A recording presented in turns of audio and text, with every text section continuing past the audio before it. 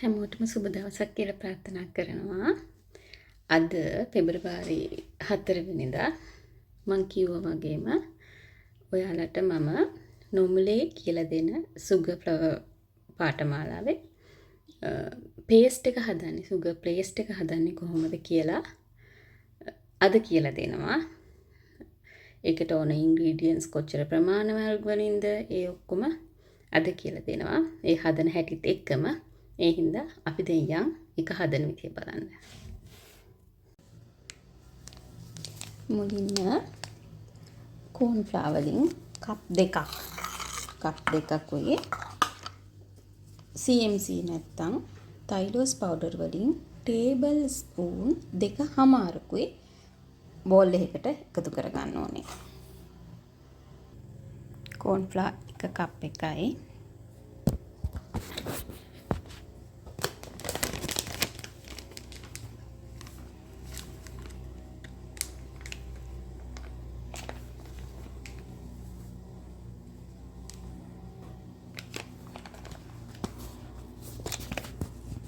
මේ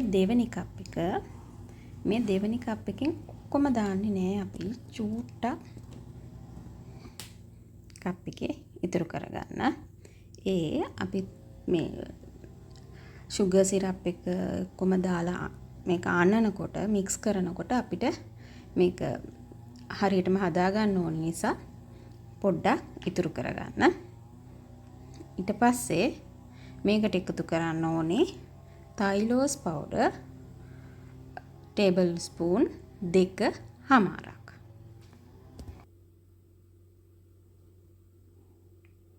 table spoon එකේ cup spoon එක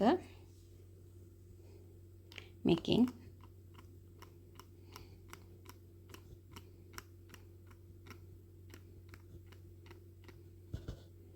එකයි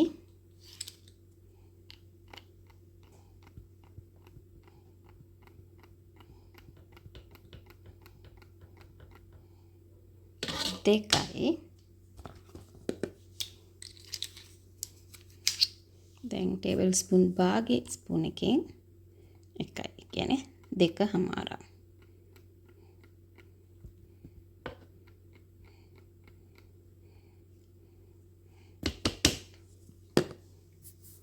දැන් මේ ටික හොඳට මික්ස් කරගන්න ඕනේ. මෙහෙම අතින් මික්ස් කරන්න.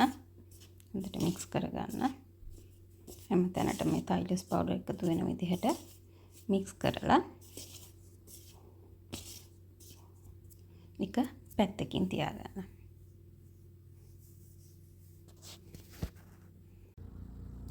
දැන් අපි මේකට එකතු කරනවා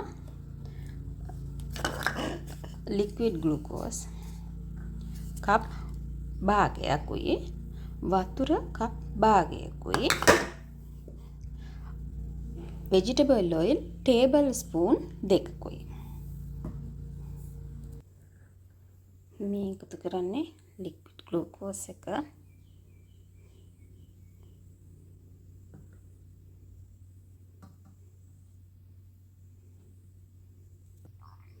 මේ එකතු කරන්නේ වතුර කප් වගේ. එකත් එකතු කරන්න. මේ එකතු කරන්නේ vegetable oil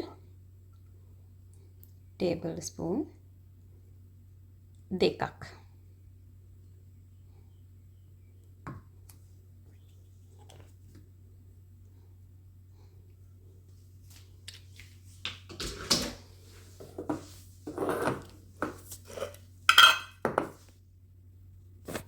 දැන් අපි මේක low heat එකේ රත් කරගන්න ඕනේ. බුබුලු නගිනකම් මේක කවලම් කරලා රත් කරගන්න ඕනේ.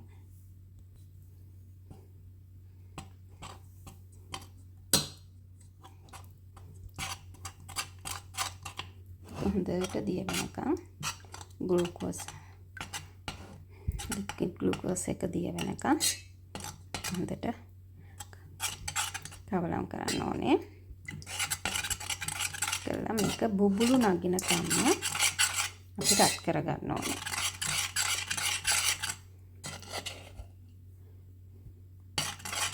මේ බුබුලු නගිනකොට ඒ අතරතුර තමයි අපි මේ පේස්ට් එක, ඒ කියන්නේ හදපු මල් ටික පුස්සල්ලන්න නැතුව තියාගන්න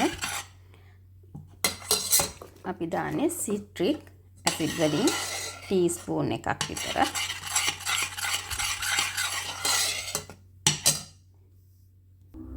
දැන් ඔයාලගේ අතට දැනෙන්න ඕනේ මේ ඔක්කොම ලික්විඩ් ග්ලූකෝස් එක හොඳට දිය වෙලා කියලා. වතුරත් එක්ක හොඳට දිය වුණාම අතට දැනෙනවා.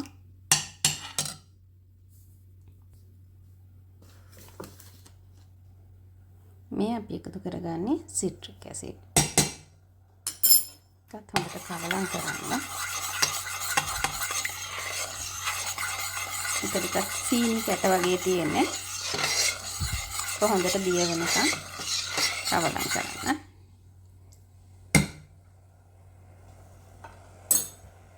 ඔයාලට පේනවා චූටි බුබුලු දානවා. හැබැයි මේක උඩට හොඳට බුබුලු දානකන් තියලා ගොඩක් වෙලා තියන්නේ නැතුව ටක් ගාලා අරගෙන අපි පේස්ට් එක හදාගන්න දාන්න ඕනේ.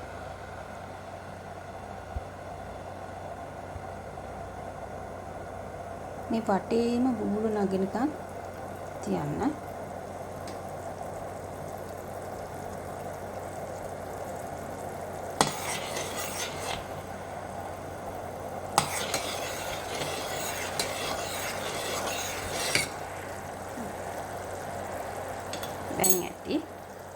දැන් අරගෙන අපි බලන්න විනාඩි 3ක් විතර තමයි ගියේ අපිට. දැන් මේක අපි නිවෙන්න කලින්ම මේ පේස්ට්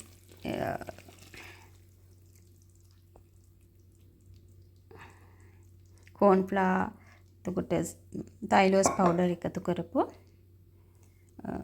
භාජනයට දාලා ඒ රස්නේ මේ තියෙන රස්නෙම්ම මේක අනා ගන්න ඕනේ. කොයි වෙලාවකත් නිවෙන්න තියලා අනන්න යන්න එපා. මේක රස්නේ පරිස්සමෙන් අනා ගන්න.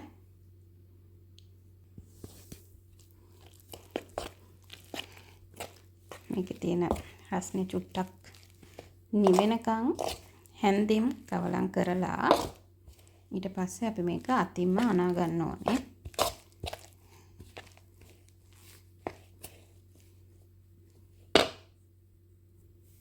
හැන්දෙන් කවලම් කරලා මේක රස්නේ පිටම මෙහෙම හොඳට අතින් කවලම් කරගන්න. හොඳට මේව එක ගුලියකට එනකම්ම මේක අනා ගන්න ඕනේ. දැන් මෙන්න මේ වගේ ගුලියක් එනවා. අපි දැන් මේ අයින් කරපු කෝන්ෆ්ලවර් වලින් ටිකක් දාලා කෝන්ෆ්ලවර් ඔක්කොම ඒ චුට්ටක් අපි අයින් කරේ ඒ ටික දාලා ආපහු හොඳට අනා ගන්න ඕනේ. මේ තියෙන්නේ මාව බටර් එක.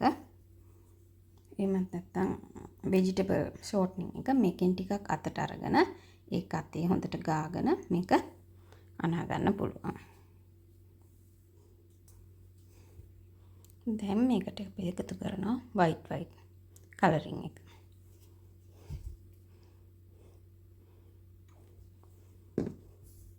එකලා ආයෙත් බෝල් එකේ අනාගෙන ඊට පස්සේ මේ වගේ තියෙන ගුලිය මේ පේස්ට් එකේ ගුලිය මෙහෙම ටේබල් টොප් එකට පිරිසිදු කරගත්ත ටේබල් টොප් එකට මාව බටර් ටිකක් දාලා මේ කුඩ තියලා මුද්දට එහෙට මෙහෙට අදිමින් මේක ආපහු නීට් කරගන්න. අනලා නීට් කරගන්න ඕනේ.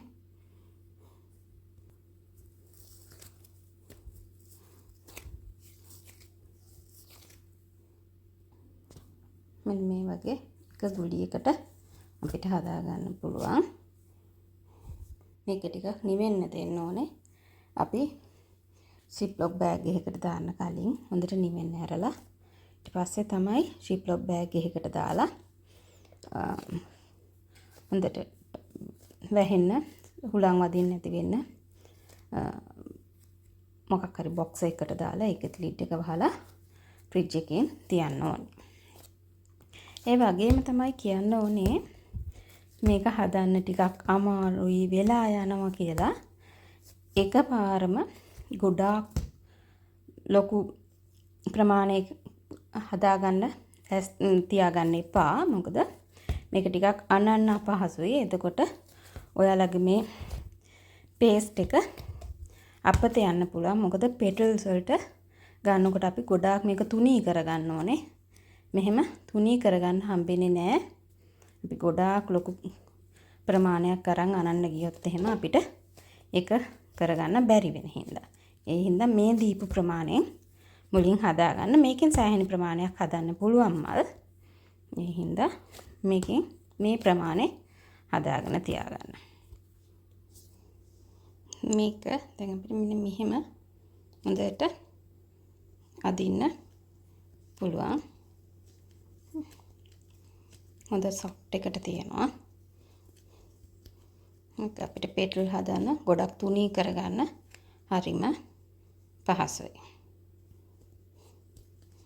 මේකට අපිට ඕන කලරින් එක ඒ වෙලෙකට දාලා අපිට මල් වල පෙටල්ස් හදාගන්න පුළුවන්.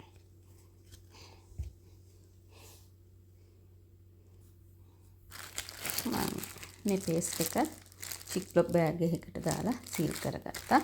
දැන් මේක හොඳට වැහෙන කන්ටේනර් එකකට දාලා ෆ්‍රිජ් එකෙන් තියන්න ඕනේ. ෆ්‍රිජ් එකෙන් තියලා අපිට ගොඩක් කාලයක් මේක උස්කන්නේ නැතුව නරක් වෙන්නේ නැතුව පාවිච්චි කරන්න පුළුවන්. මුලින්ම කියන්න ඕනේ අපි මෙහෙම සුගර් පේස්ට් එකෙන් මල් හදන්නේ එකක් අපිට එහෙම නැත්තම් යූස් කරන්න වෙන්නේ එක්ක ආටිෆිෂල් මල් නැත්තම් කඩින් ගන්න ෆ්‍රෙෂ් මල්. ෆ්‍රෙෂ් මල් ගත්තොත් ෆ්‍රෙෂ් මල් වවන අය ඒවට කෙමිකල්ස් යූස් කරනවා. ඒවා සෝදලා කරලා නෙවෙයිනේ අපිට දෙන්නේ. නේද? අපි එතකොට කේක් එකකට ඒක යූස් කරනකොට හරිම පරිස්සම් වෙන්න ඕනේ. මොකද අපි කේක් එකක් ගන්න කන්නනේ. ඕනම කස්ටමර් කෙනෙක්ට කේක් එකක් දෙන්නේ අපි කන්න. එතකොට ඒකට අර වගේ තියෙන මොන හරි විෂ දෙයක් එකතු වෙන්න පුළුවන්. අනිත් එක තමයි ආටිෆිෂල් මල් ගනිද්දි ඒවා කොහේ තියලා තියෙනවද ඒ වගේ මොන ඒවට එකතු වෙලා තියෙනවා ඩස්ට් එක ඒ ඔක්කොම තියෙන්න පුළුවන්. අන්න ඒ හින්දා ඒවා යූස් කරන එක එච්චර අපි කෑමට ගන්න දෙයකට යූස් කරන එක එච්චර හොඳ නැහැ. අපි දන්නවනේ මේක අපි හදාගත්තේ අපිමයි අපි හොඳට පිරිසිදුව හදාගන්නවා කියලා. අන්න ඒ හින්දා තමයි මේක යූස් කරන්න කියලා කියන්නේ. අනිත් එක තමයි අපිට කස්ටමර් කෙනෙක් කේක් එකක් බාර දුන්නාම සමහරක් වෙලාවට ඒ කේක් එකට ඕන විදිහටම පාට අපිට හොයාගන්න හම්බෙන්නේ නැහැ ෆ්‍රෙෂ් මලකින්වත්. අන්න එතකොට අපිට අවශ්‍ය කලරින් එක මේ පේස්ට් එකට දාලා අපිට ඕන මලක් හදාගන්න පුළුවන්. අනේ ඒක තමයි මේකේ තියෙන ලොකුම වාසිය. ඉතින් ඒ හින්දා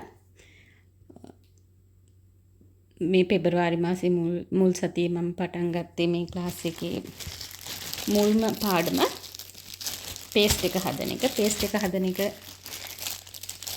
ටිකක් වෙලා යන වැඩක්.